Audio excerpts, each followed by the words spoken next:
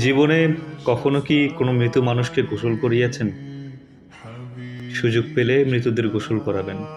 খুব কাছ থেকে দেখবেন মৃত মানুষের দেহটা কত অসহায় হয়। মৃত্যুর পরে মানুষের মৃতদেহ কতটা ভয়ের কারণ হয়ে দাঁড়ায়।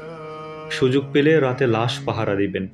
তখন বুঝতে পারবেন মৃত্যুর পরের প্রিয় মানুষটার লাশ রাতের বেলা আপনার কাছে কত অদ্ভুত লাগে, কত ভয়ের কারণ হয়ে ওঠে, কত আতঙ্কের কারণ হয়ে যায়।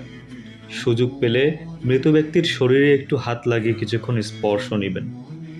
আপনি তখন উপলব্ধির সুযোগ পাবেন এই পৃথিবীতে বিশাল প্রভাব প্রতিপত্তি রেখে যাওয়া মানুষগুলো মৃত্যুর পরে কত নির্জীব রূপ ধারণ করে।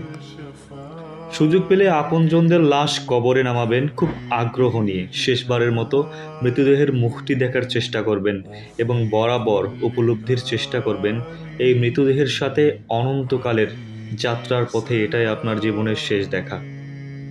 জীবনের সুযোগ পেলে মাঝে মধ্যে কবরস্থানে গিয়ে নীরবে কিছুক্ষণ দাঁড়াবেন। এরপর মনে মনে চিন্তা করবেন জীবনের লাভ ক্ষতির হিসাবে এই মৃত মানুষগুলো এই পৃথিবীতে কি করে গেছেন, কাদের রেখে গেছেন। যাদের রেখে গেছেন তারা কি কখনো এই মৃত মানুষগুলোকে স্মরণ করার জন্য কবরস্থানের আশেপাশে আসে? আমাদের সবার শরীরেই কম বেশি রক্তকণা আছে। এ কথা চিরোত্তর সত্য যে আমাদের শরীরের প্রতিটি রক্তকণা শরীরে খুবই গুরুত্বপূর্ণ বহন করে। অথচ আমাদের শরীর থেকে কোনো রক্তকণা যদি বেরিয়ে যায়,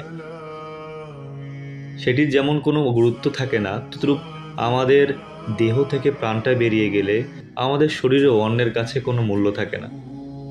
আমাদের জীবনটা বড় বৈচিত্র্যময়।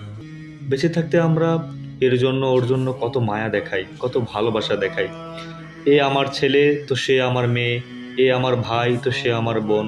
অথচ মরে গেলে এই মানুষগুলোই সবার আগে তোড়জোড় শুরু করবে কিভাবে মৃত্যুকে দাফন করানো হয় বা কিভাবে মৃত্যুকে দাফন করা যায়, কত দ্রুত মৃত্যুকে কবরস্থ করা যায় সেই চিন্তায় সবাই তটস্থ থাকে। আমাদের জীবনটা আসলেই সাময়িক। এই সাময়িক জীবনটা মাত্র 40, 50, 60 অথবা বড় জোর 70 বছরের সমষ্টি। অথচ এই জীবনে আমরা কখনো মৃত্যুর কথা না ভেবে কিভাবে অঢেল সম্পদ অর্জন করা যায় সেই চিন্তায় সর্বদা বিভোর থাকি।